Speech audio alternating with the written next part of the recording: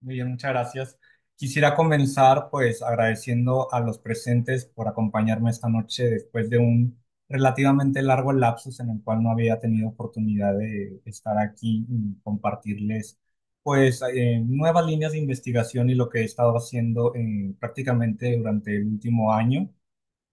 También quiero extender el agradecimiento, por supuesto, a los organizadores que hacen posible este tipo de conferencias, pero también especialmente a algunos compañeros que me han ayudado muchísimo con esta investigación y a los cuales quisiera nombrar: a Alejandro Grossman, Jaime Benavides, a Arnulfo Cosío, a Harry Day, a Ernesto López, Marcos Fraga, entre otros, quienes de alguna u otra manera han contribuido en este esfuerzo recopilatorio.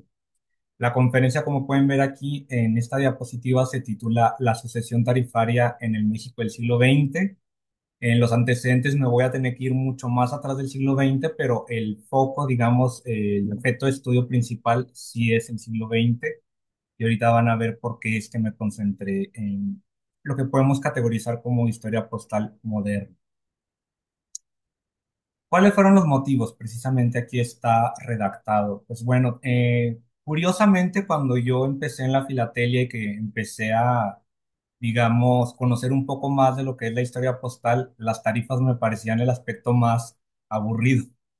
Los números siempre han sido, pues, de mi disgusto, o sea, no es lo mío, pero poco a poco le empecé a agarrar el gusto y conforme la fui comprendiendo, pues quise acaparar, quise entenderlas completamente de manera universal, todas las tarifas que han regido a México desde que hay correo aquí en mi país. Y por supuesto, pues cómo se ve reflejado esto en las piezas que están ahora en nuestras colecciones.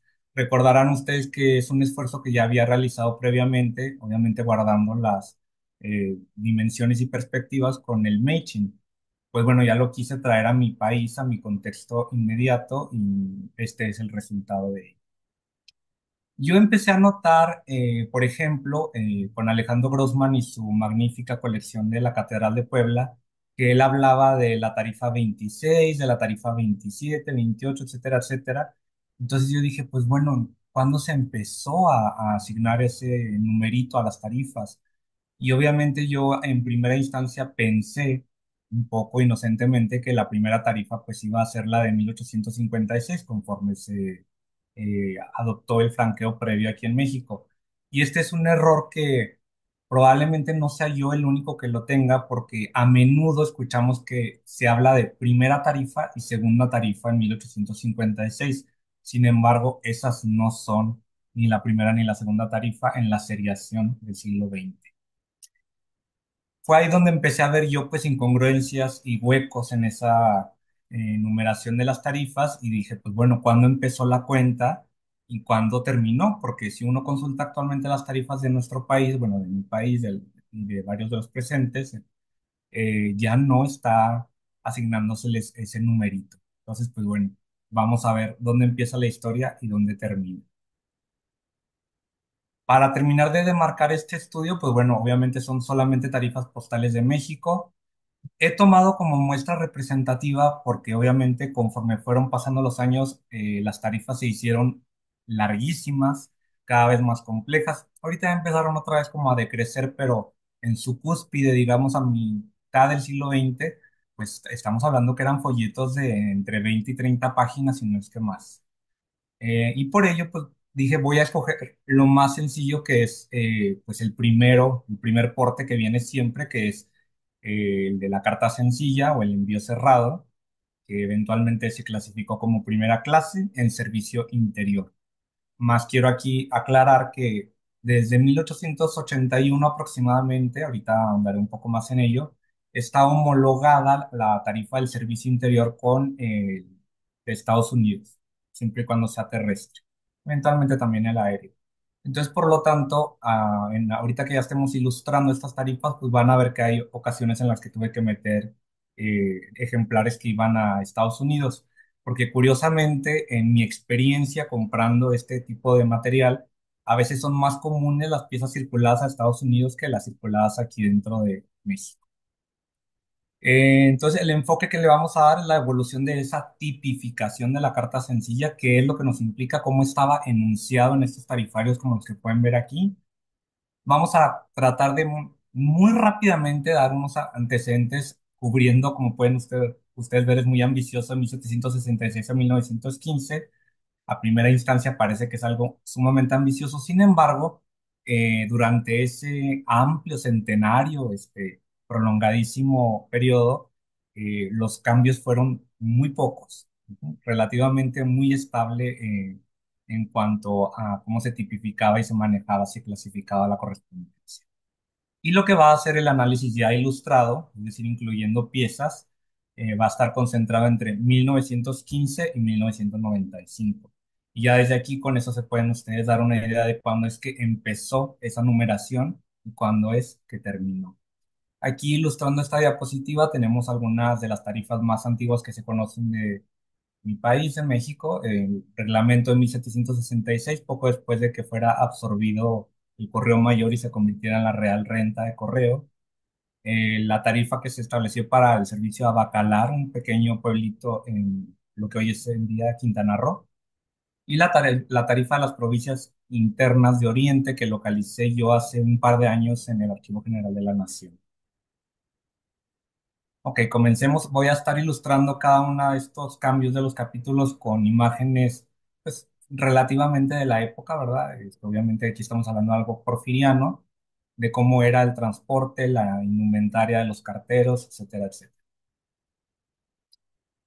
Lo que ven ustedes aquí en pantalla es un esquema en el cual está enlistado, no de manera exhaustiva, pero sí los más importantes, los parteaguas, digámoslo así, de los diversos decretos, reglamentos, tarifarios, etcétera, etcétera, que de alguna u otra manera eh, modificaron esa tarifa que se observaba en el territorio originalmente pues, novohispano y posteriormente mexicano. Aquí identificamos dos etapas, la virreinal, que a su vez se divide en lo que fue el correo mayor, ya como lo mencioné eventualmente, la Real Renta de Correos, y de manera paralela el correo marítimo de la España a sus Indias, que eran dos entidades que legalmente eran entidades autónomas una de la otra, así que sin embargo, pues obviamente tenían una, digamos, dinámica, ¿verdad? Y un funcionamiento que tenía que estar en armonía. ¿Qué podemos destacar de este periodo? Pues ya les mencioné, por ejemplo, el reglamento para la cobranza de los portes de las cartas y pliegos del 66, pero también está la tarifa para la exacción de los portes de las cartas. Exacción es una palabrita ya arcaica que prácticamente significa cobrar o calcular, y el reglamento para el cobro de cartas y pliegos de 1812, que fue decretado ya en plena guerra de independencia, que fue ratificado en 1814 una vez que Fernando VII regresa al trono y que va a permanecer en vigencia una vez que México se independiza. Ya lo ha mencionado Jaime en algunas de sus pláticas anteriormente, que la Real Ordenanza de Correo, eh, si mal no recuerdo, en 1797, ahorita me corrigen si es que se me fue por ahí el dato, se mantuvo en vigor, perdón, buena parte de este corpus legislativo durante más de 50 años después de la, aproximadamente 50 años después de la independencia. Poco a poco se fue sustituyendo ya por legislación mexicana, pero estuvo fundamentada en esa Real Ordenanza. ¿Cuándo es que ya realmente podemos ver un abandono de esa tradición? Cuando México se integra a la UNE. Pero bueno, ahí ya me estoy adelantando un poco. Cuando México se independiza, esa real renta de correo se convierte en la renta de correo. Va a empezar a, digamos, rendirle cuentas a lo que fue en su momento el Ministerio de Hacienda, posteriormente la Secretaría de Hacienda y Crédito Público, y es muy bello leer el decreto de 1852. Aquí pueden ver que son tres cambios ahí tarifarios muy importantes, pero es muy bello porque les digo, porque está claramente redactado por qué se le cambió el nombre de renta a Administración o Dirección General de Correos, que se utilizaron ambos términos de manera intermitente, porque ahí lo dice y lo tengo muy grabado. Con el paso de los años se ha demostrado que el correo no es una renta, sino que es un servicio para el bien público. sea, cambia, digamos, esa vocación de ser una empresa del Estado básicamente con la finalidad de obtener una utilidad a convertirse en un servicio del Estado para promover el comercio, para promover las comunicaciones, la colonización de los vastos territorios que pues, eventualmente terminamos perdiendo, pero cambia ahí esa vocación. Entonces yo creo que más que ser una ensalada de palabras, sí tiene mucho significado y tiene mucho impacto en cómo vemos y concebimos al correo. Durante estas dos etapas, como pueden ver aquí en esta tabla, resumo cómo es que va evolucionando ese concepto de la carta sencilla. Originalmente nos decía hasta media onza, pero no quedaba del todo claro si era inclusive o exclusive. Por eso es que eventualmente ya se lo agregan esa palabrita. Ahí, si hacemos la conversión de la onza española, que equivale aproximadamente a 28.775 gramos, tenemos que la media onza pues eran 14.38 gramos. Vamos a quedarnos con ese numerito por ahí grabado. Lo vamos a ver que eventualmente en 1812 ya se cambia el hasta media onza a menos de media onza. O sea, la carta sencilla ya no puede llegar a ese peso. Cuando llega a ese peso ya se le va a considerar como carta doble. Además, en ese año, 1812, y esto aplica para todo lo que fueron lo que son ahora las repúblicas hispanoamericanas o latinoamericanas, como gusten llamarle, que era eran, digamos, diferenciales, tarifas diferenciales catalogadas en cuatro: la primera tarifa, segunda tarifa, tercera tarifa y cuarta tarifa, dependiendo de la zona a la cual iban dirigidas o desde la cual estaban originadas. Para lo que es el ámbito novohispano, nos competen solamente la primera y la segunda, que como pueden ver, costaba 3 reales y 2 reales de plata, respectivamente. Cuando ya se independiza el país, se va a conservar esa tarifa, la mitad, digámoslo así, porque la tercera y la cuarta zona pues ya quedaban fuera del ámbito de lo que fue en su momento el Imperio Mexicano y posteriormente la República Mexicana.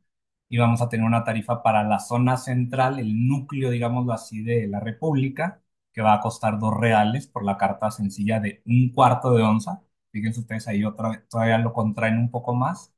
Y para la zona periférica, que era básicamente el Yucatán y las provincias internas de Oriente, todo lo que viene siendo las Californias, Nuevo México, Texas, etcétera, etcétera, incluyendo Chihuahua, mi tierra, tenían que pagar 3 reales.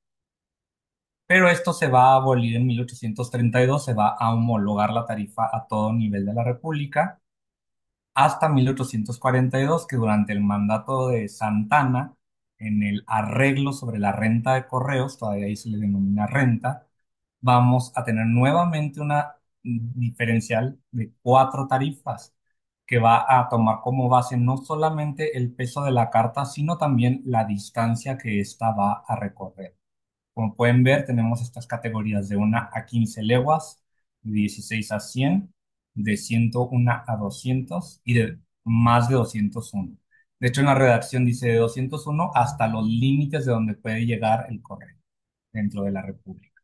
Como pueden ver, es 1 real, 2 reales, 3 reales, 4 reales. Y nada más para dejar claro todo lo que viene siendo las equivalencias, la legua mexicana se calcula aproximadamente equivale a 4.19 kilómetros de lo que viene siendo el sistema métrico decimal. Vamos avanzando en esa línea del tiempo, pasamos al periodo que los filatelistas mexicanos denominamos como clásico, que comienza con la emisión de 1856, es decir, la adopción del franqueo previo, y concluye en 1882 con la emisión de los numerales para el servicio exterior, y básicamente coincide con ese periodo de transición en el cual México ingresa a la Unión Postal Universal y abandona su tan característico y ahora tan estudiado sistema de distritos. ¿Sí? Aquí también ya empezamos a escuchar por primera ocasión que a esta entidad, el correo, se le denomine Servicio Postal Mexicano, un nombre que ha aparecido y desaparecido de manera intermitente.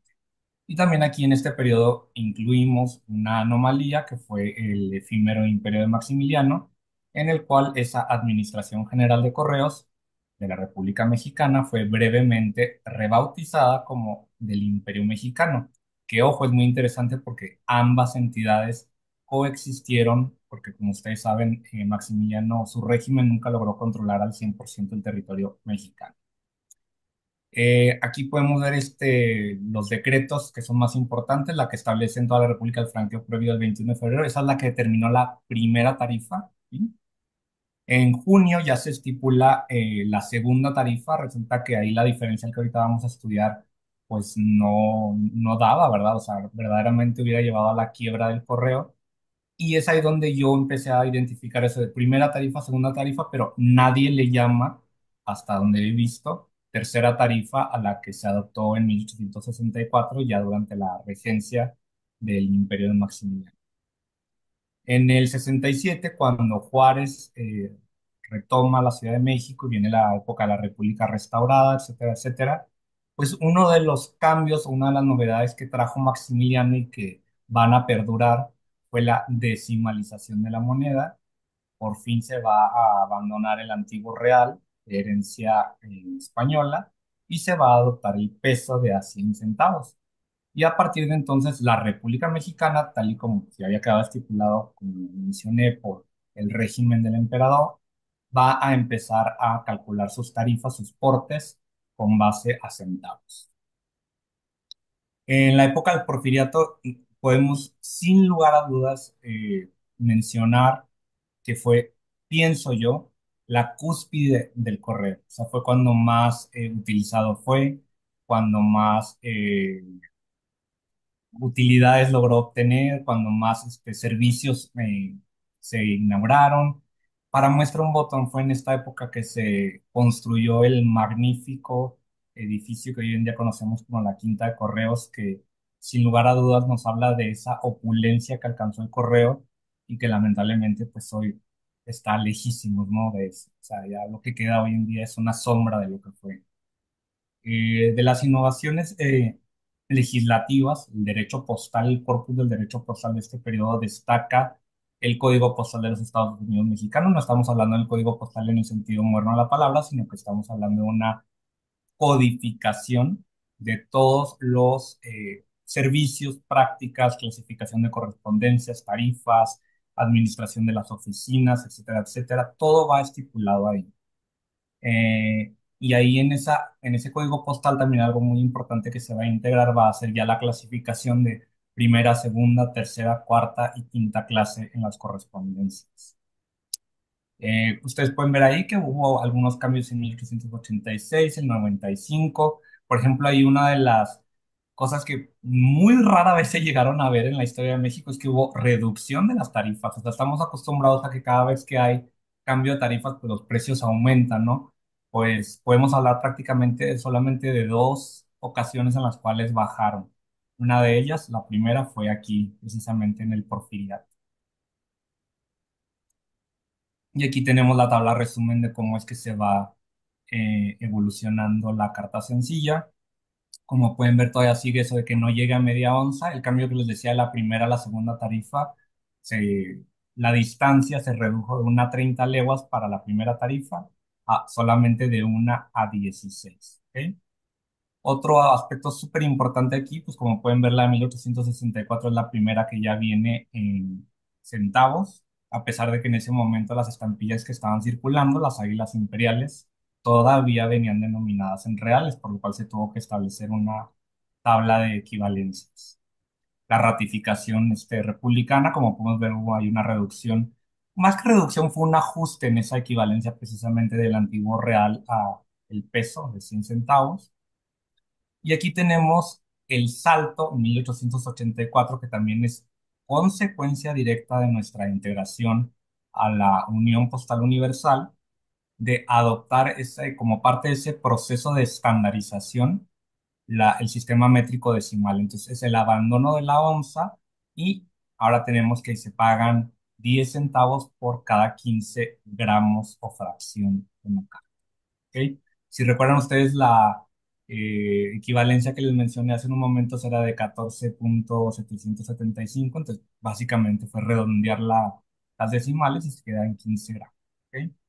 Eso se va a conservar hasta 1908, que va a subir la carta en general, ya no va a ser de 15 gramos la medida básica, sino que sube a 20 gramos o fracción, y esa es la que se va a quedar para la posteridad. Hasta la fecha sigue rigiendo que la unidad básica de peso para nuestra correspondencia de primera clase, que ya no se le denomina así, ahora son cartas correspondencia, es 20 por cada 20 gramos, ¿no? O sea, es, digamos, la tarifa corriente o común. Pasemos ahora a las tarifas de 1915 a 1995. Y ahora sí vamos a entrar al núcleo de la investigación. Y pues bueno, fue muy interesante verdaderamente empezar a hablar, a armar ese rompecabezas. Yo creo que la primera tarifa que llegó a mis manos fue la 26, precisamente de la 26 a la 29 por Alejandro Grossman, fue el que me las hizo llegar. Entonces dije yo, pues bueno, vamos a empezar a irnos para atrás a ver cuál fue la primera, y me encontré con que fue un artificio esto de la Revolución Mexicana, ¿sí? Aquí nos dice, tras la revisión exhaustiva de las tarifas del siglo XX, se ha identificado que fue durante la Revolución cuando se inició con esta costumbre de asignar números a las sucesivas tarifas. Ojo, voy a hacer aquí dos comentarios al respecto. Esto de numerar las tarifas no es algo exclusivo del correo. También, por ejemplo, se puede observar en las tarifas de aranceles. Este sería otro ejemplo, en las telegráficas también. ¿Y por qué es que a los revolucionarios les da o se toman la licencia de empezar a contar las tarifas a partir de que ellos toman el poder? Porque recordemos que prácticamente en todas las revoluciones se quiere, digamos, darle la voltereta, ¿no? O sea, abandonar las prácticas del pasado, desligarse del régimen anterior. El ejemplo por excelencia, sí, si lo llevamos al extremo, es la Revolución Francesa, que ellos empezaron a contar los años a partir de 1789. Duró poco, era la costumbre, pero ese furor revolucionario se antoja que fue, digamos, el motivo por el cual se empezaron a contar las tarifas a partir de la primera que decretó Venustiano Carranza, y, no y pues con ello básicamente se ignoró al montón de tarifas que habían existido previamente, ¿no? Y aquí pues me atrevo a agregar una nota bastante, me pareció a mí una peculiaridad digna de mencionar. Fueron Carranza, los constitucionalistas y el famosísimo Cosme Hinojosa a quienes se les puede atribuir este artificio de contar las tarifas. Entonces, básicamente nuestras tarifas se pueden dividir como AC y DC, ¿sí? O sea, antes de Cosme o antes de Carranza y después de estos personajes, ¿no? Y ahí es que empieza, ¿no? Nos dice aquí, oficialmente la numeración de las tarifas se mantuvo hasta la número 48, que entró en vigencia el 27 de enero de 1993 y fue derogada el 31 de marzo de 1995. La tarifa que comenzó a regir el día siguiente, es decir, el 1 de abril, se difundió ya sin asignarle y de manera bastante abrupta, hasta cierto punto frustrante. Pues le tocaba el número 49, pero ya cuando ve uno la fuente primaria, no trae el número 49 y a partir de ahí ya el correo abandona por completo esta seriación. ¿Por qué lo hicieron? No entiendo, además con un número tan poco ceremonioso. Aguas, porque creo que a alguien se le abrió el micrófono. Un número tan poco ceremonioso de manera tan abrupta, yo creo que mínimo se hubieran esperado llegar a las 50, ¿no? ¿Qué es lo que empezó a regir a partir de entonces? Pues que se les asigna el año en el que entran en vigor. Por ejemplo, la tarifa postal 2010, la 2012, etcétera, etcétera. ¿Está mejor o peor? Eso lo reflexionaremos al final. Ok, entonces dividí las tarifas por periodos para tratar de hacerlo un poco más digerible. Obviamente el periodo que me costó muchísimo más encontrar tanto las fuentes primarias, y todavía hay algunas piezas que falta de encontrar, y ahí hay un par de incógnitas o de incongruencias, fue la revolución, porque obviamente la revolución fue caótica. Ahora, en la revolución ocurre también algo parecido a lo que ocurrió en su momento con la época de Maximiliano, dos regímenes que de manera coetánea reclaman la legitimidad sobre la totalidad del territorio mexicano, en este caso otros con C, que son los convencionistas versus los constitucionalistas, y resulta que los convencionistas que controlaban territorios principalmente, por ejemplo, acá en mi tierra, Chihuahua, con Francisco Villa, lo que es Morelos y sus alrededores con Zapata. Ellos adoptaron desde el 25 de febrero de 1915 una tarifa que doblaba la anterior, que era la de 1907. O sea, básicamente sube el porte de 5 centavos a 10 centavos de la carta sencilla en servicio interior. Y poco después, los constitucionalistas van también a adoptar esta pues, subida de la tarifa, ¿no? Subida del porte. Y a partir de ahí podemos ver que es un año, en 1916, en historia postal, es el más difícil de coleccionar porque los periodos en que estuvieron en vigor estas tarifas fueron cada vez menores, reflejando, por supuesto, esa inestabilidad que se produjo como resultado de la revolución, por supuesto, pero que si lo traemos a términos un poco más concretos, se lo podemos atribuir o explicar por el fracaso tremendo que fue el denominado billete infalsificable de Carranza, que fue un billete provisional, papel moneda, que no valía nada, ¿verdad? Básicamente en ningún lado te lo querían aceptar. Y durante todo este periodo, el correo va a aceptar el pago tanto en metálico, es decir, en moneda, como en ese papel, ¿verdad? En ese papel moneda que ellos le llamaban el infalsificable. Y estas tarifas que vemos aquí, donde se van reflejando estos incrementos tan fuertes, una inflación muy abrupta, son justamente en ese billete infalsificable. Vale la pena mencionar que durante todo este periodo se permitió pagar el porte de 1907 siempre y cuando tú pagaras en metálico. Y eso le agrega todavía más dificultad a la colección en este periodo. ¿Estamos de acuerdo? Pero bueno, entonces, ¿cuál sería la tarifa número uno? Pues bueno, es la que decretó Venustiano Carranza el 15 de agosto de 1915, como lo acabo de mencionar, y le denominó tarifa de portes correspondientes en el servicio postal mexicano. La siguiente no le asignan el número 2, pero le ponen nueva tarifa de portes, ¿ok?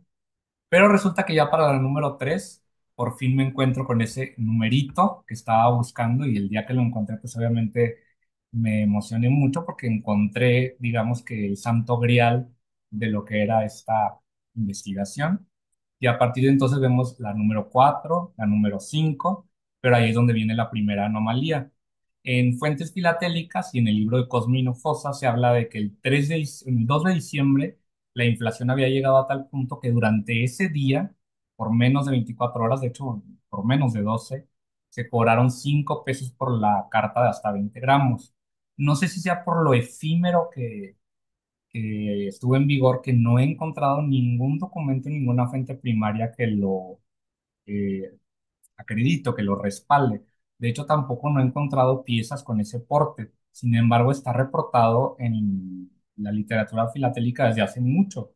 Entonces, de que debe de existir grandes autoridades en la materia como lo son Gilberto Chong, Forlansby, por supuesto, han hablado de esto. Entonces, de que existen, existen. Pero aquí viene esta primera incongruencia que les mencionaba, la tarifa número 5 se repite. Resulta que la del 21 de noviembre le asignaron el número 5, pero luego la del 3 de diciembre que cambia abruptamente porque ahí es donde se retoma el pago exclusivamente en metálico, ya no se va a aceptar el billete infalsificable, aparece nuevamente con el número 5. Y podríamos decir, bueno, pues le asignamos el 5B y 5C y se acabó el misterio, ¿no? Pero el problema es que la número 8 que se adoptó el 15 de febrero de 1917, de la cual sí tengo la fuente primaria, pues de dónde salió ese número 8 retroactivamente se arrepintió Cosme Hinojosa y sí contó la segunda número 5 como la número 6 o contó la del que duró un día nomás como la número 6. Ahí está la incógnita. Esa es una pieza del rompecabezas que todavía no he encontrado. Aquí podemos ver a partir de esta diapositiva, vamos a ver la ilustración de las tarifas. La zona convencionista aparece aquí en este mapa en amarillo. De hecho, ese pedazo de carta que ven ahí, porque así es como lo tengo, o sea, cortado a la mitad. Afortunadamente sobrevivió la información más relevante. El porte de 10 centavos desde el 13 de marzo de 1915 antecede a la tarifa de Carranza y ya lo vemos por acá reflejado en la tarifa constitucionalista en un envío de octubre de 1915.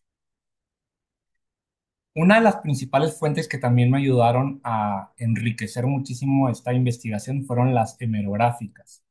La Hemeroteca Nacional de México cuenta con un repositorio digital que he revisado de manera prácticamente exhaustiva con palabras clave como tarifa de portes, tarifa postal, servicio interior y no les miento, ha sido un trabajo de muchísimas horas, pero creo yo que me ha dado un producto bastante, que lo aprecio muchísimo, que me ha generado muchísima satisfacción porque pues por fin llené esas piezas ya casi al 100%, ¿no? Podemos ver que no solamente los diarios oficiales son los que nos proporcionan este tipo de información, sino también en muchas ocasiones los diarios de circulación civil, en los cuales se reportaba que vendría un cambio, ¿no? En las tarifas. A menudo me he topado, por ejemplo, con notas periodísticas en las cuales se está entrevistando directamente a Cosme Hinojosa, lo citan directamente y es maravilloso porque es una ventana al pasado, como me gusta decirlo, es prácticamente como escucharlo, cuál fue el razonamiento detrás de estos cambios tarifarios y cómo es que eran justificados. Aquí vemos el porte de 20 centavos, sube a 25. Por acá tenemos cuando sube a 1 peso. Vean ustedes esa nota que encontré, lo que dice ahí, se cuadruplicarán las tarifas postales. Luego vemos al lado cuando llega a 2.50. Por ejemplo, ese tipo de cubiertas de 2.50 son rarísimas. Yo no he visto ninguna ni siquiera en venta. Me interesa mucho adquirir una, pues si alguno de ustedes tiene una que me quiera vender. Por allá o el comercial. Y luego viene la tarifa 5 número 2. O sea, les digo aquí, no hay pérdida. O sea, encontré literalmente el tarifario en un diario oficial y nuevamente aparece como número 5. ¿Ok? Entonces ahí es donde viene esa pequeña incongruencia. Y aquí está la número 8, que por ejemplo, este tarifario está reproducido en el libro de Forlansby, la fuente primaria, y vean ustedes lo que dice ahí, todos los portes y productos son pagaderos en metálico. Ya nos acepta las sábanas de Villa, el papel de Veracruz, que es como les llamaban peyorativamente a este tipo de billetes que nunca gozaron de una aceptación por el público en general. ¿Qué viene después de la revolución? Vamos a ver. Este periodo abarca o engloba de 1917 a 1934. Como pueden ver ustedes, a excepción de un par de anomalías, se mantuvo muy, muy estable el precio o el porte de la carta de hasta 20 gramos en el servicio interior, 10 centavos, con excepción de esa segunda ocasión en la cual se redujo el precio de los portes, al menos en el servicio interior y con Estados Unidos y Canadá.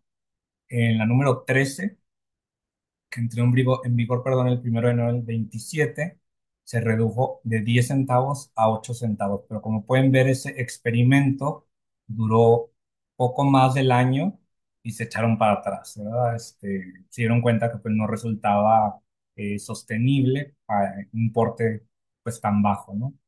Pero hubo un segundo experimento muy interesante, del cual yo no tengo piezas, lamentablemente no se los voy a poder mostrar. A partir de la tarifa 16, que entra en vigor en enero del 31, va a haber una nueva diferencial, tarifa diferencial que va a dar un porte, digamos, preferencial para localidades en la zona fronteriza. Y esto era básicamente un programa del gobierno para estimular el comercio entre estas urbes fronterizas con el vecino del norte principalmente, ¿no? Como pueden ver, ahí tenemos los cambios en la 16, 17 y 18. Aquí algunas ilustraciones. Tengo muy pocas de este periodo. De hecho, van a ver aquí, por ejemplo, viene una de México a Texas. O sea, no es de servicio interior, pero como les digo, está homologada la tarifa. La que le sigue, la tarifa 11, también está ilustrada con un ejemplo que va a Estados Unidos. El que se especializa en este periodo y que tiene muchísimas piezas excepcionales es Harry Day, y al cual también recordarán que le agradecí desde el principio porque pues él me ayudó mucho a comprender, ¿no?, lo que fue el aspecto tarifario de este periodo. Aquí están las de 8 centavos. Estas piezas a mí me fascinan porque además el timbre que se emitió para cubrir ese porte reducido, el de Benito Juárez naranja, pues se ve de manera relativamente breve, ¿no? Porque fue muy efímera esa tarifa, después se le ve por ahí complementado con uno de 2 centavos para completar nuevamente la tarifa de 10 centavos, pero encontrar este tipo de envíos franqueados con un solo 8 centavos, pues me parece una de las anomalías más bellas de la historia postal mexicana. Además, la pieza de la izquierda, a pesar de que lamentablemente fue abierta de manera muy rudimentaria, como pueden ver en su borde superior, pues me parece formidable porque además es un sobre que fue vendido como para una cuota para rescatar los portales de Iturbide y en el centro histórico de Puebla. Yo no sabía que además, así como existen las viñetas o las etiquetas, como les quieran denominar, de la tuberculosis, pues también había sobres, ¿no? Sobres enteros que te vendían en el cual dabas tú una cooperación, una cuota, perdón, no, esta no es cuota, es ellos le llaman aquí, de hecho, una palabra que jamás en la vida había escuchado, ebolo, que es un aporte, una aportación voluntaria. Y la que está del otro lado, pues va a Houston, Texas. Perdón, ahí veo que hay algunos typos, de Durango a Chicago, Illinois, el porte de 10 centavos ya nuevamente. Y en este periodo vamos a ver algo que a mí me gustaría denominar como la época de la filatelia recaudatoria. ¿Por qué la filatelia recaudatoria? Porque se concentran en estas décadas de los 30 y los 40 del siglo pasado las emisiones especulativas más descaradas de México, tales como el famosísimo Pro Universidad, pero también emisiones como las de la ONU, las de la campaña de la alfabetización, y simultáneamente vamos a ver este fenómeno de los impuestos postales. ¿De qué impuestos postales estamos hablando? Por ejemplo, en la pieza inferior está ilustrado el de la cuota pro infancia, que estuvo en vigor desde 1929 hasta 1934, pero anterior a esta había estado, por ejemplo, la de la campaña contra la plaga de la langosta, del 25 al 27, que se pagaba con el timbre de 1 centavo de Monumento a Morelos. También el mucho más conocido timbre contra la campaña contra el paludismo. Ahorita vamos a ver algunos ejemplos del mismo. El Prodolores de 1940, el cual ahorita les platicaré, y el de la campaña de la alfabetización. Pasamos al siguiente periodo. Estamos hablando de 1934 a 1950, si mal no recuerdo, 75, perdón. Aquí ilustro esta diapositiva pues con un cartero de la época posando ahí en una de las puertas de la Quinta de Correos y esta colección de buzones históricos de México. Como pueden ver aquí, ya vamos a empezar a ver ahora sí el incremento. Ahora también aquí me gustaría hacer una pausa y comentarles una torpe digamos, error que tuve yo ahí cuando empecé esto, pues yo quería ver que cada vez que había un cambio de tarifa hubiera un aumento, ¿no? Hubiera, o sea, que se reflejara, pero ¿por qué es que sigue esa numeración si no lo vemos aquí reflejado? Porque recordemos que había muchísimos otros servicios. A veces ese nuevo número que se le asignaba a la tarifa era porque los bultos postales les cambiaron la tarifa o porque la entrega inmediata subió de precio, pero no vemos una consistencia en ello. Dentro de una misma tarifa, de repente se encuentra uno, oye, hubo un cambio muy abrupto aquí y no quiero decirlo, pero casi casi suena que fue por capricho del director, pues no se le asignó un nuevo número.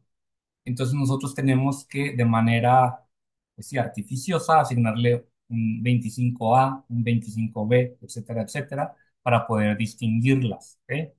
¿Cuándo es que podemos ver eso? Por ejemplo, por primera vez en la 25. A mitad de la 25 se aumenta el precio de la carta, de hasta 20 gramos, de 12 a 15 centavos. ¿Cuándo es que se había aumentado a 12 centavos? En 1943.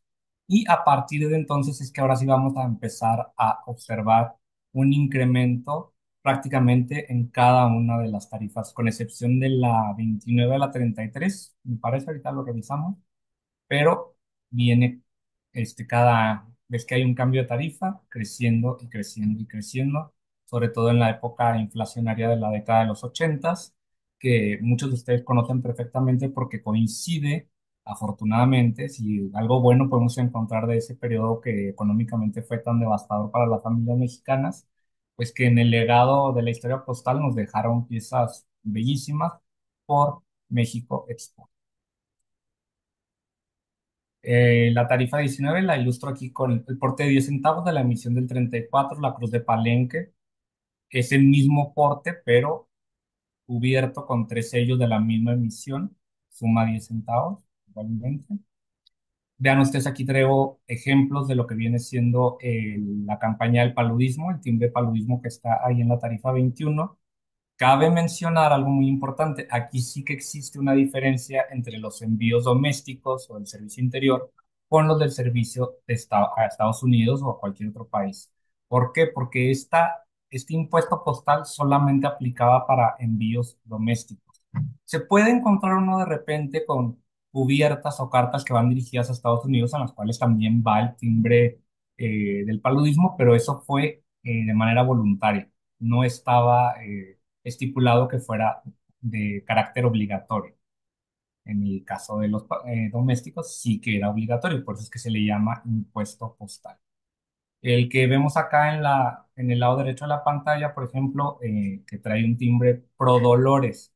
Ese fue emitido en 1940 y básicamente fue para financiar, no voy a decir restauración y reconstrucción, pero digamos como que hacer obras, ¿no? O en el pueblo de Dolores Hidalgo, una vez que se acercaba el aniversario, el 150 aniversario del Grito de Dolores.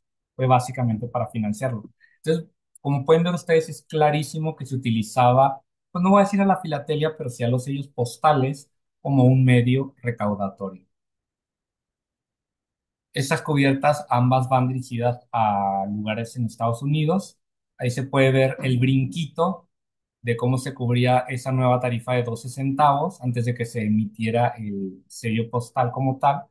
Se podía hacer de manera con una cruz de Palenque de 10 centavos y la teguana de 2 centavos. Pero ya en 1944 se emite esta alegoría de la libertad en café violeta, y se me estaba viendo por ahí el color, y que va a ser un porte también relativamente corto, ¿no? Pronto se sube a los 15 centavos. El cartero de la emisión del 34 y 15 centavos es el que se emitió para cubrir esta tarifa. Nada más que no tengo ninguna pieza yo para incluirla aquí, pero sí que tengo esta en la cual con un timbre conmemorativo se cubre esos 15 centavos.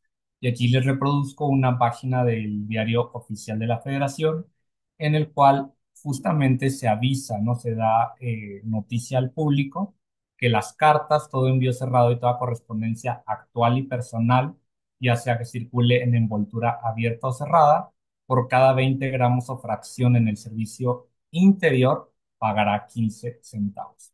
Recuerden ustedes que algo que se me había pasado a mencionar, durante este periodo, desde finales del siglo XIX hasta 1950 exactamente, existió también el servicio urbano, ¿sí? El servicio que era para dentro de una misma ciudad.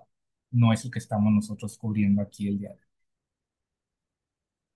En la tarifa 26, perdón, esa cubierta en particular es de Alejandro Grossman, la tomé de su colección, y licencia, pero es de su bellísima, magnífica colección en la cual ha reunido pues una muy buena muestra de lo que fue la historia postal durante los años que estuvo en emisión en las estampillas permanentes de arquitectura y arqueología.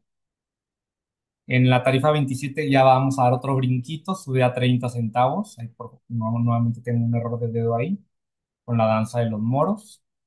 En la tarifa 28 ya sube a 40 centavos y en la 29 sube a 80 centavos. Ahí es donde empieza ya finalmente México Exporta con la famosísima vaca, bueno, que no es vaca, es toro, dependiendo de lo que ustedes como la interpreten. Eso también es una discusión entre los filatelistas, si es vaca, si es toro, si es quimera. Y esta cubierta en particular, como no tengo una que sea de servicio interior simple, pues tuve que incluir esta que tiene también el pago del registrado, que es porte de 3 pesos adicionales.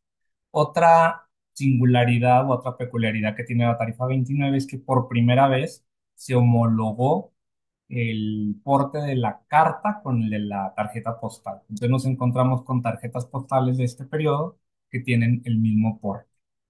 Está descubierto con el 80 centavos de la emisión que estaba concluyendo, la del 50, y cubierto con la del 75 México Exporta, que estaba comenzando. Y ya vamos a pasar al periodo moderno. ¿Sí? Ya vamos a la última etapa. Como pueden ver, no va a estar tan larga la conferencia. Y aquí es donde tenemos ya el enjambre de tarifas, ¿no? O sea, empieza la época inflacionaria con duraciones relativamente muy cortas. Se me pasó a mencionar que la más larga, está por acá, tomar la licencia de regresarme. La más larga hasta la fecha fue la 26 que estuvo en vigor desde, no, esperen, la más larga fue la del 62, 12 años prácticamente. O sea, fueron los años de mayor estabilidad económica para mí.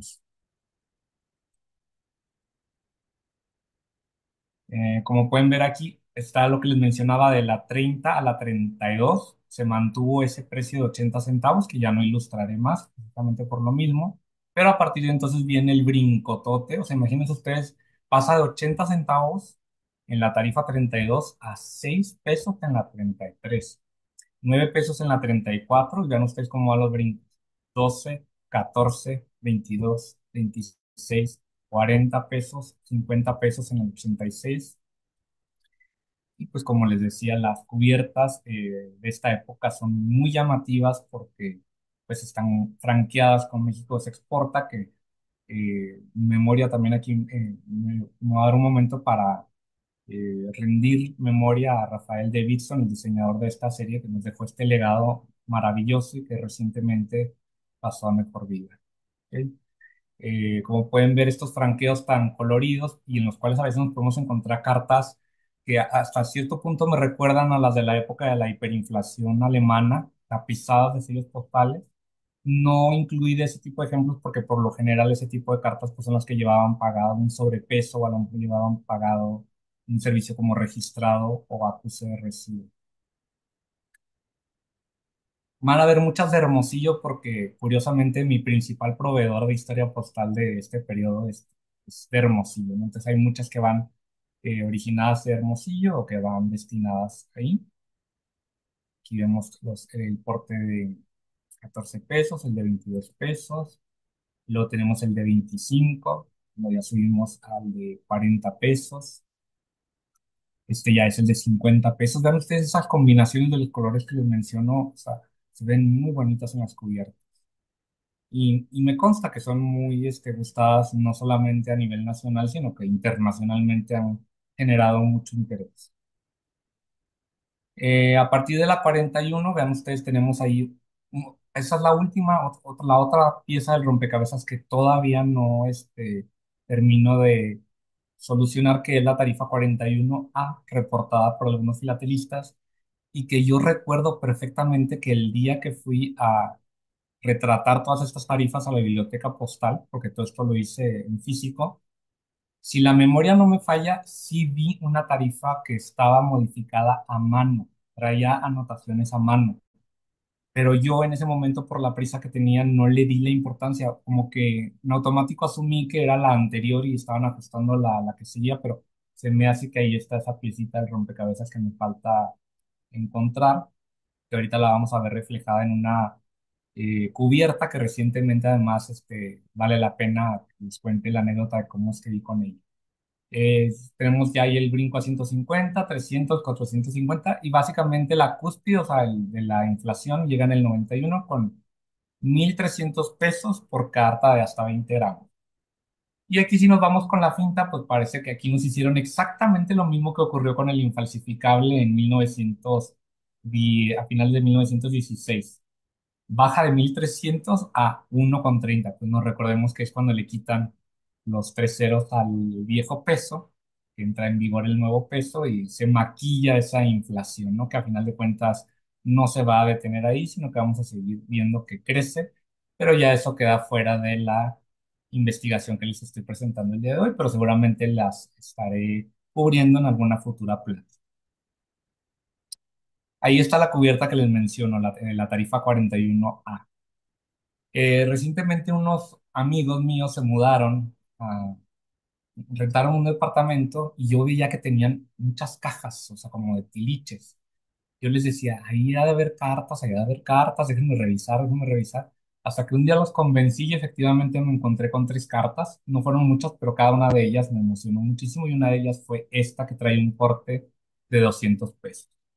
Ese porte de 200 pesos, que además me consta cuál era el contenido, era una tarjeta de felicitación, no me corresponde con ninguna de los portes que están estipulados en la tarifa 41 ni con la 42.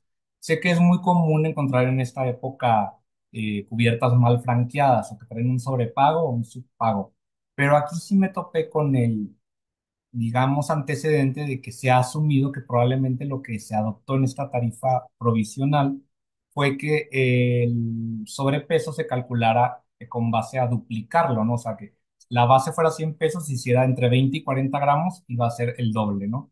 Porque en la tarifa anterior no era el brinquito dando como que doble, o sea, doblar la tarifa, sino que había ahí ciertas excepciones. Subía creo que la siguiente a 1300, 1700, no, perdón, a 130 o 170, no a 200 como está aquí ilustrado en esta cubierta. Espero solucionar esta incógnita en mi próxima visita a la biblioteca postal, que debe de ser pronto. ¿Ok? Ahí está otro ejemplo, la de 150 pesos. De la tarifa 44 también quisiera platicarles la anécdota, porque esa va dirigida a mi abuela materna, y la encontré también aquí en mi casa un día en una maleta vieja, y exactamente la misma historia. Le dije a mi papá, ahí verás que me voy a encontrar algo, me voy a encontrar algo. Y nos encontramos con esta pieza, que además es un entero postal. Yo nunca he visto ningún otro ejemplar usado. No estoy diciendo que no haya más, pero sí es relativamente difícil encontrarlos utilizados.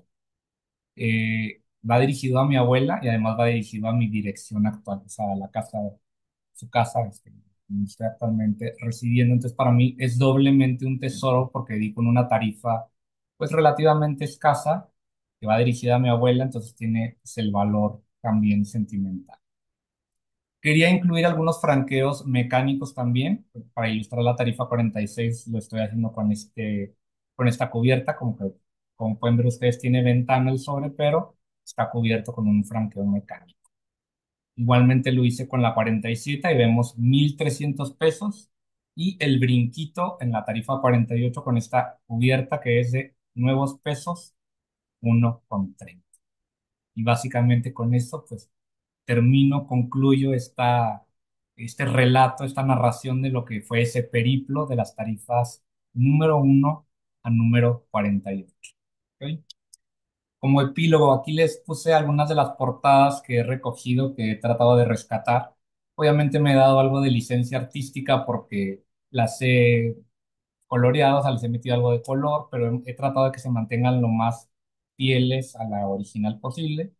Sin embargo, pues no me he aguantado las ganas ahí de meterles un poco de color, ¿no? Para que, al final de cuentas, ahorita solamente son para uso personal, pero eventualmente, por supuesto, esta investigación, así como lo estoy haciendo el día de hoy, ya difundiéndola, pues pienso llevarla al ámbito escrito, ¿no? A que se publique como un libro compilatorio, obviamente una versión muy resumida, porque si yo les enseñara lo que he compilado hasta ahorita, tengo 4 cartapasos de esos gruesos, o sea, llenos ya de tarifas, miles de páginas, básicamente.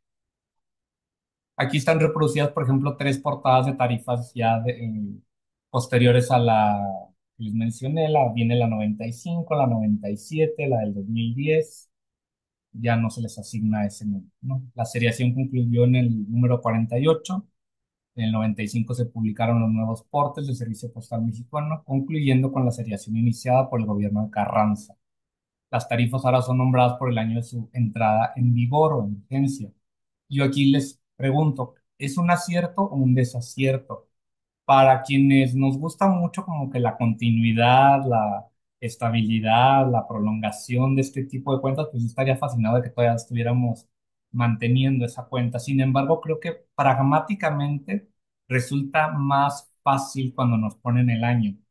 No es lo mismo que me digas tarifa 26, que si no tengo la menor idea de cuándo entró en vigor, pues tengo que investigarlo, a que me digas tarifa 2010, que se autoexplica, ¿no? O sea, es evidente, pero también, por supuesto, tiene sus contras, ¿no?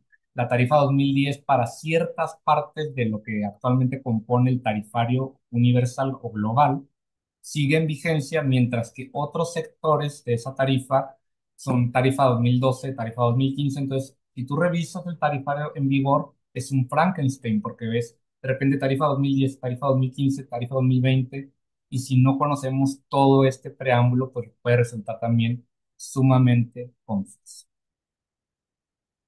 Solamente para concluir, les menciono cuáles fueron los archivos y repositorios consultados. Esta, por ejemplo, es una fotografía que tomé ahí en una de mis visitas a la biblioteca postal. También se consultó el Archivo General de la Nación, el Archivo General de Indias de Sevilla, en España, esta biblioteca postal, la Hemeroteca Nacional de México, el Diario Oficial de la Federación, básico, y el Instituto Nacional de Transparencia, Acceso a la Información y Protección de Datos Personales, que ya les platicaré más de ello cuando me toque analizar las tarifas más recientes. Eso sería todo por mi parte. Agradezco muchísimo su asistencia, el haberme escuchado durante estos minutos. Pues quedo abierto a sus dudas, a sus preguntas que trataré de resolver conforme a mi conocimiento. Muy amables. Muchas gracias, Carlos, por tu presentación. Ok. Pasamos a la parte de preguntas y comentarios. Una pregunta o comentario para Carlos. Ahí veo uno. Jaime. Carlos, felicidades y qué bueno que alguien por fin se dio a la tarea de estudiar a fondo las tarifas y que nos ahorre a los coleccionistas el dolor de cabeza de tratar de encontrarle pieza y cabeza a alguna pieza, algún sobre o algo que nos caiga en las manos. No, no es fácil. Cuando hablas de horas, me las puedo imaginar y pues espero ver ese compendio, aunque sean 2 o 3 volúmenes, publicado algún día y que quede en récord. Concretamente, Carlos, te quiero hacer esto que a mí fue lo que más me llamó la atención de tu charla de hoy. Muchas cosas, pero siendo yo eh, apasionado de la historia postal, eh, me gustó mucho el tratamiento que le diste a lo que fue lo que nosotros conocemos como primera y segunda tarifa, Ujú, hablando de 1856 cuando aparecieron los timbres en México. Pero lo primero que me brincó fue que la legislación que tú encontraste está fechada en febrero. ujú, Sin embargo, en la introducción de los timbres postales fue hasta el 1 de agosto, como todos sabemos. Hasta ahí, pues bueno, uno pudiera entender de que no estaban listos los timbres, de que había que distribuirlos, lo que tú quieras. Este, pero yo siempre había ujú, achacado la necesidad de una segunda tarifa a una realidad que se dio operativa al momento de que se puso en práctica y que se dieron cuenta de que estaban perdiendo dinero con esa primera tarifa y entonces se procedió a hacer un ajuste. ujú, Si no me falla la memoria, la segunda tarifa entró en vigor el 15 de diciembre ujú, de ese mismo año, duró menos de 6 meses la primera tarifa. 15 de diciembre entra la segunda tarifa. Y ahorita me sorprende muchísimo y me cambia completamente mi razonamiento el darnos cuenta de que se pasó legislación para la segunda tarifa antes ujú, de que entraran en funcionamiento los primeros timbres. Entonces, ¿a qué achacas tú ese desfase entre entre la aprobación de la legislación y la entrada en vigor en ventanilla ya de los timbres y cuánto se le cobraba a los clientes, ¿no? sí. Fíjate que sí, efectivamente ahí hay una también curiosidad bastante notable y que me gustaría mucho aclarar con respecto a materia legal, a materia de derecho. Tenemos que recordar que son tres momentos legislativos. El momento en el que se decreta por la autoridad competente, el momento en el que se publica en el diario oficial o equivalente y el momento en el que entra en vigor. Ahí efectivamente las fechas que puse fueron las fechas de publicación, más efectivamente ahí tú acabas de encontrar una anomalía bastante interesante, como es que antes de que se empezara a observar el primer decreto ya se tenía preparado el siguiente. Probablemente una de las maneras en la que lo podríamos explicar es que conforme se difundió este decreto entre los diversos administradores postales de la época, inmediatamente ellos, sin aplicarla, se dieron cuenta de que iba a resultar bastante negativo el impacto para la renta. Entonces se preparó ya con antelación ese desde junio, que yo pensaba que era el 20 de diciembre, no sé, ahí el 15 o el 20 No, de me, diciembre. me sorprende muchísimo el hecho de que la legislación se aprobó y no se le dio celeridad a la aplicación de eso. O sea, estamos hablando de 6 meses, pero en fin, a la hora que publiques eso, Ujú, vas a tener que hacer esa aclaración porque veo que en las tablas posteriores manejas la fecha de aplicación o cómo, ujú. ¿cuál era el término que manejabas en las tablas Vigencia, de entrada en vigor. entrada en vigor? Ujú, Entonces aquí pues la legislación es de febrero, pero entra en vigor el 1 de agosto. ujú, Y acá la segunda tarifa es de julio, si no me falla la memoria, y entra en vigor hasta diciembre. ujú. Así es. Entonces ahí la, la, la gran incógnita para mí de esta charla y es una pregunta sin respuesta es ¿por qué? O sea, ¿por qué? ¿Qué motivó a los diputados a subir la tarifa unos meses de febrero a marzo, abril, a mayo, junio, julio, 5 meses después? Antes de entrar en vigor operacionalmente. Entonces, pues bueno, eh, cabe ahí una serie de hipótesis, Ujú, pero pues, realmente tal vez valdría la pena profundizar un poco más en cuestión de si tienes acceso a los archivos de algún memorándum por parte de correos en donde se queja la gente de correos con los diputados y decirle, oigan, con esto no vamos a salir, vamos a perder dinero, ujú, necesitamos que la reformen ya.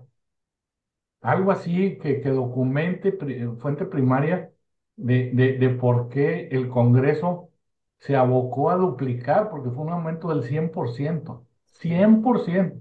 ujú. Entonces, ¿quién fue el que promovió ese aumento? Porque no fue poquito.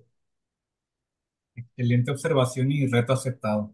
Ahí está. Pero por lo demás, no solamente felicidades, sino eh, un agradecimiento colectivo por parte de todos los que coleccionamos México, de que ya viene pues, en el horizonte un documento, un libro o libros que nos va a ser de mucha utilidad en cuestión de manejo de tarifas. Muchísimas gracias.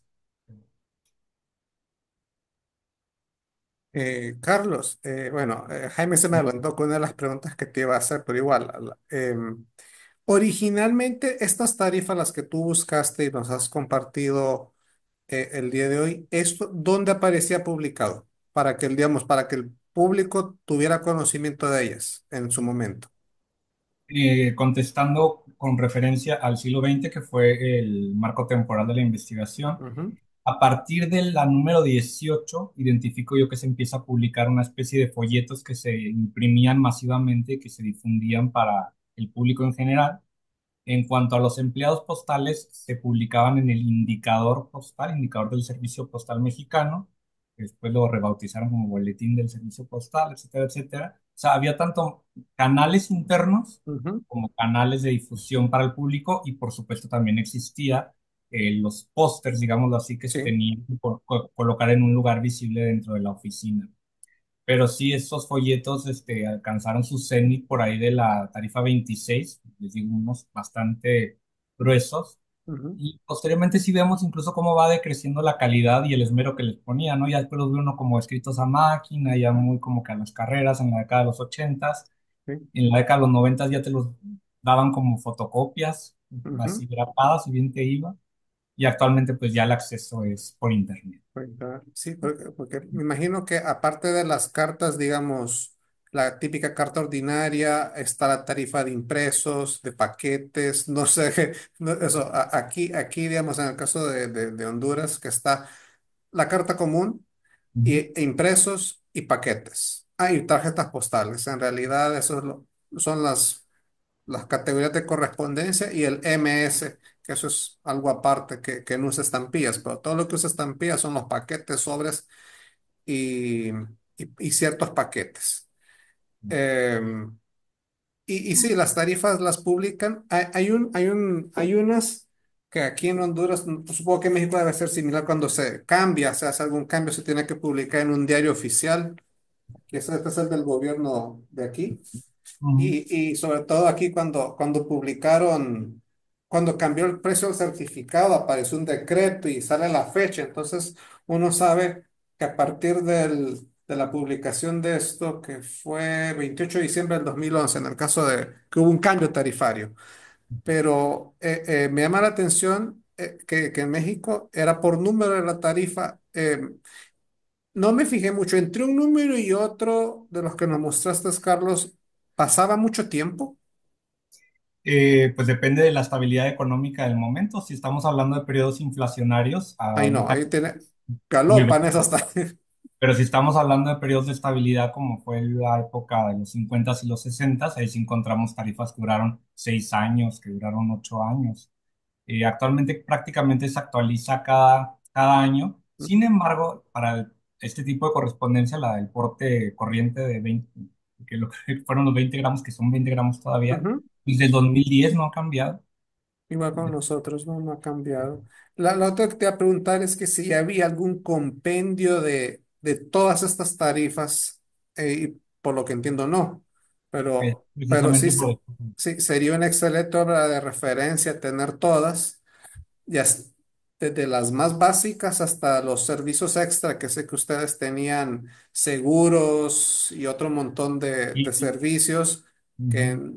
no he visto en otros países, todas esas tarifas que ayudarían mucho al momento de hacer una investigación o documentar una pieza en una colección.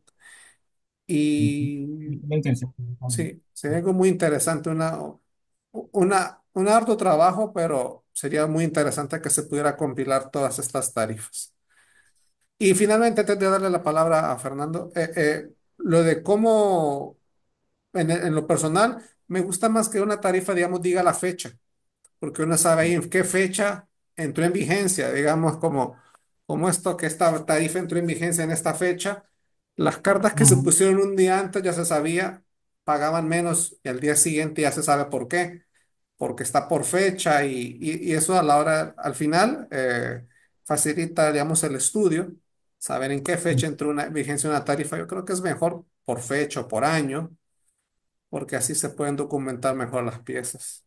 Bueno, mi opinión en eso. Y a final de cuentas, yo creo que pragmáticamente sí es más fácil, más Más sencillo fácil, sí, como referencia. sí. Muchas gracias por Fernando. tu pregunta. Sí, ¿sí me Fernando, escuchan buenas bien? noches. Sí, Sí, sí, te escucha adelante. bien. Perfecto. Es en relación a la observación de Jaime, que es muy importante. Este, realmente hay que ubicarnos en el tiempo y, y no había, obviamente, ni radio, ni televisión, ni teléfono. La inmediatez no existía.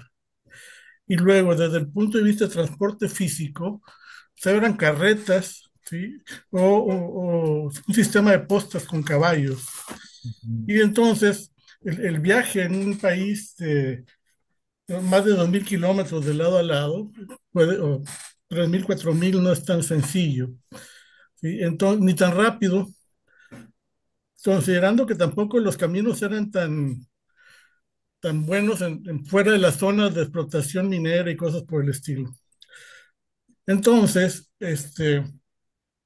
también es un tema de estudio, ¿sí? Los retardos en el correo, el tiempo real de retardo entre una cosa y otra. Y en el caso de las tarifas, más complicado todavía. No puede fabricarse un timbre si no se ha aprobado dicho timbre con sus tarifas y sus detalles técnicos, ¿sí? De tal manera que la producción, la logística y la distribución de los timbres se lleva tiempo. Entonces, no es raro que hubiera obviamente una serie de discusiones, buenas intenciones, que llevaban a la necesidad de legislar los portes y la mecánica y que se reglamentara cómo iban a moverse las cosas. Cosa que en México, aparte, tuvo que ajustarse porque el robo de los caminos fue terrible y se tuvo que poner los distritos y una serie de locuras más. Entonces, a mí no se me hace tan exagerado ese tiempo, ¿sí? Dado que también las materias primas no se movían tan rápido y había que educar. Aparte tenías el factor, tú tienes que educar a tus empleados porque empezaba apenas a usarse el correo en el sentido moderno de los timbres y todo lo demás. Entonces había muchos retardos. Yo creo que fueron prudentes al poner esa distancia temporal para hacerlo. Pero sí es un tema de estudio bonito, la verdad. Y yo quiero felicitarte, Carlos. Realmente muchas personas tenemos tarifas, nos hemos interesado, pero tú eres el primero que nos ha permitido ver el panorama completo. Entonces, sí, un agradecimiento de parte de los filatelistas que nos gusta tirarnos el clavado a lo hondo. Muchas gracias. Sí, gracias, Fernando, por tus comentarios. Ok, ¿alguna otra pregunta o comentario? ¿No? Adolfo. Gracias, buenas noches.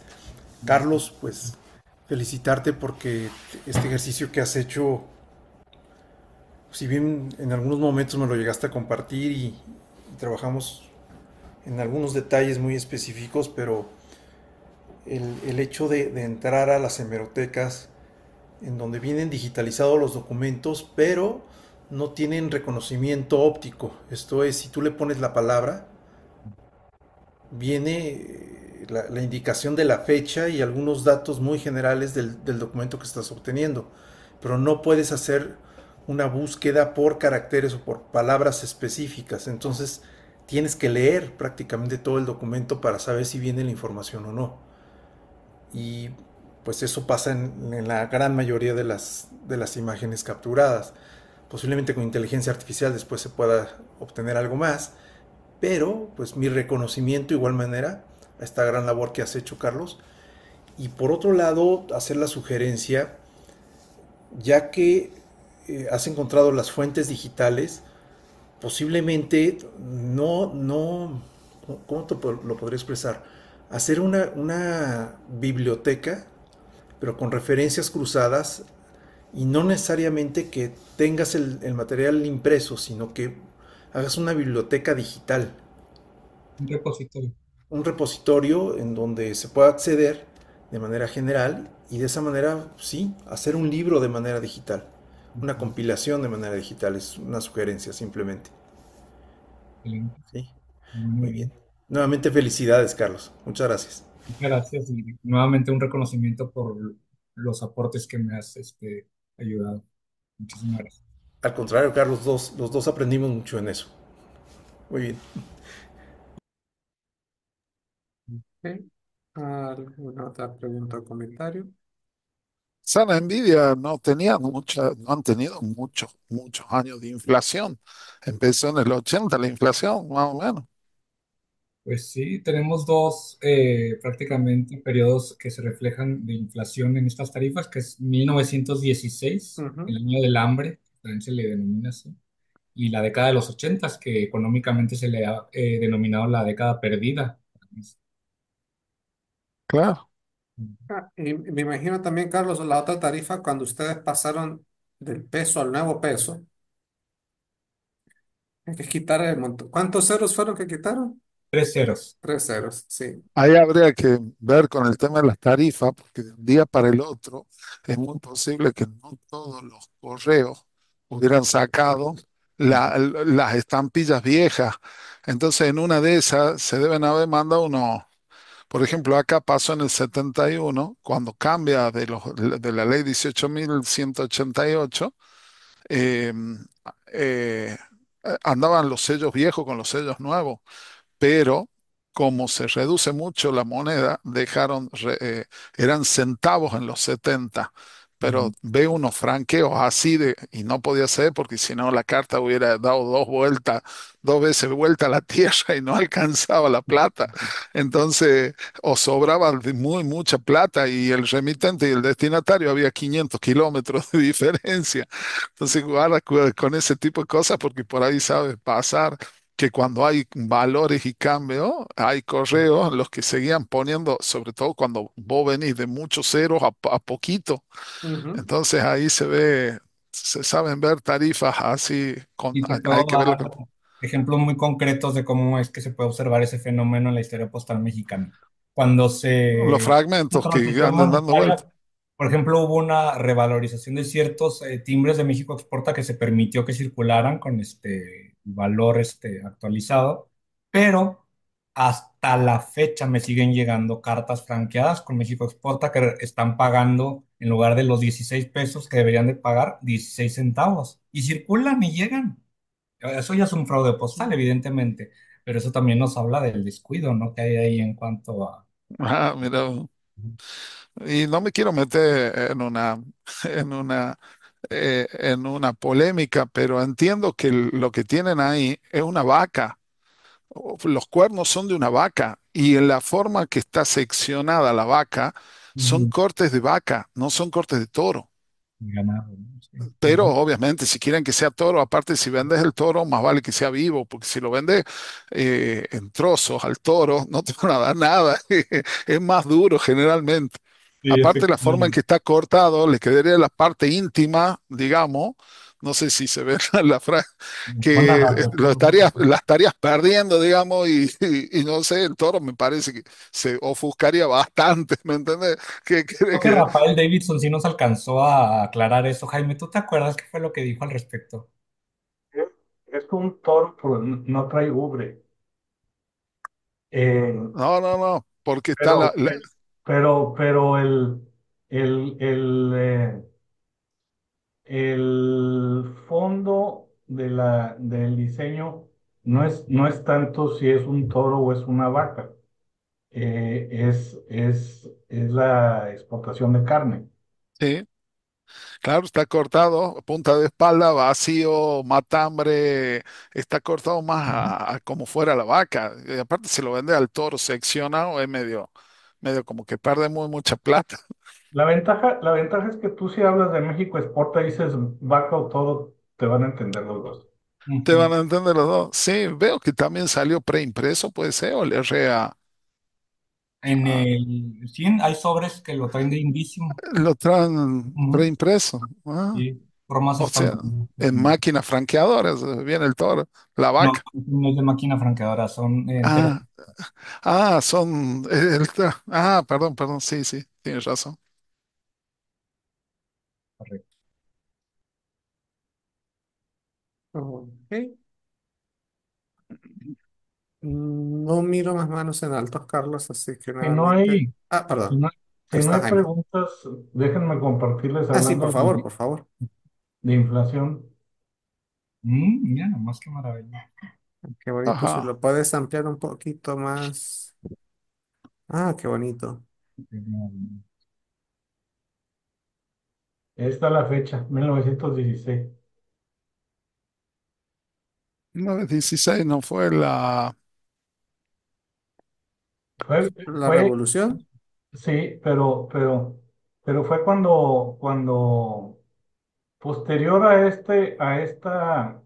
esta crisis inflacionaria, fue cuando se exigió que se pagara con metálico y eso paró en seco la inflación. ¿Y por qué lo pago? Pues porque el metálico tiene valor, la plata es plata, el oro es oro, el cobre es cobre, y eso es algo que en la política moderna no entienden, creen que con imprimir billetes ya está resuelto el problema. Sabremos nosotros. Entonces, si realmente tuviéramos que pagar el metálico en la actualidad, imagínate, ¿no? Ahora, lo que no entiendo es como pasó acá, que había monedas de plata y pagaba con la moneda. no le recibían billete o tenía que tener algo en metal para en peso para equiparar el cambio. Sobre plata y oro. Era el cuño corriente En moneda, en moneda. en Metálico. moneda. Claro, si yo iba con una picadura de oro y quería pagar, no, no, me iban a sacar zumbando. Gracias, María Luisa. Sí, efectivamente, como dice Jaime, pues es la moneda tiene valor intrínseco versus la moneda fiduciaria, que es precisamente de la buena voluntad de que pagará el porte, como dicen, el Al billete portador, sí, pagará al que lo porte, ajá. al portador. Y el mexicano promedio no los quería aceptar, pero de hecho Carranza introdujo legislación para penar que los comercios que no recibieran el billete infalsificable estuvieran cayendo en delito. Y aún así no lograron que pegara. No, es Ah, que ya después del Banco de México, pues, eso no ah, peró, Carlos. desfalleció. Fue hasta que se obligó a que las transacciones fueran en metálico que pudieron parar la inflación. Sí, no, Jaime sabe mucho de eso de los billetes infalsificables y los provisionales. Mm, ah, El problema fue la cantidad de papel moneda que se imprimió durante la Revolución Mexicana. Entonces la gente no tenía confianza en lo absoluto, en ningún tipo de papel moneda. Y si a alguno le tocó ver la charla que di en sustitución de alguien que falló, justamente hablando de este punto, eh, en México no fue hasta principios de los años 30 cuando se hizo forzosa la, la aceptación de billete de Banco de México. o Hasta sea, entonces, no les recibían los billetes. Yo iba a comprar así, no, no. hasta entonces era voluntario. Los únicos obligados a aceptar papel moneda de Banco de México, que ya era la única autoridad autorizada, eran dependencias gubernamentales para pago de impuestos o derechos o servicios de alguna autoridad. Pero tú podías ir con un sastre a querer comprar un saco y si le querías pagar con un billete de Banco de México, por más garantizado que estuviera, él estaba en todo su derecho de decir, no, a mí me pagas con plata. Mira, No, no. no era forzoso para el sastre aceptarlo. A partir de 1936 fue cuando se hizo por fin forzoso. Forzoso. Entonces ya el sastre ya estaba forzado a aceptarlo, pero ya para entonces, pues ya eran 20 años después de la revolución, ya eran otras las circunstancias. Sí, pero ahí se ve la primera parte en el cuadro, 10 centavos, 10 centavos, 10 centavos en el 43, onda como que la tarifa nunca subió mucho. Para ese producto. En ese periodo, para ese producto no subió, eran 10 centavitos, centavitos. Duró mucho tiempo el 10 centavos. Correcto. Así como el medio México real siempre, que duró, también, bueno, no, el 2 real es el de la ujú, época reinal que duró siglos, un par de bastante, siglos. sí. Ujú. México siempre ha tenido la bendición de que la plata es un mineral muy abundante. Ujú. Entonces el obtener moneda circulante en plata nunca fue problema hasta el día que el precio internacional de la plata superó el costo de acuñación. Entonces lo que empezaron a hacer es quitarle la cantidad de plata a la moneda. Y en lugar del 70% bajó al 60, al 40, en fin. Y llegó un Eh, momento en que ya no había ninguna cantidad suficiente como para justificar el ponerle plata a la moneda. Y en la actualidad las monedas con que contamos no tienen plata. Ujú. sí, nosotros ya ni tenemos por producto de la inflación. Sí, a mí monedas, es cierto. No, eso Sí, me sí. recuerda. Aquí por muchos años las monedas eran 9 décimos de plata. hasta que eventualmente, como dijo Jaime, también pues se retiraron aquí, el valor de la plata era más que el valor acuñado, entonces el gobierno decidió retirarlas. Pues muy interesante. También interesante ese comentario que dijo Carlos de una reducción en tarifas, que es muy raro que ocurra, pero aquí también ocurrió. Una reducción tarifaria no es muy común, Sí, ¿no? pero sí ocurrió como en dos ocasiones. Más que reducción tarifaria fue el básicamente eliminar el uso de papel moneda. Ujú, Cuando se obligó a pagar en efectivo, en metálico, ujú, empezaste a pagar con plata que tenía un valor. Entonces, ujú, más que reducción de la moneda, estabas pagando con lo que valía la plata.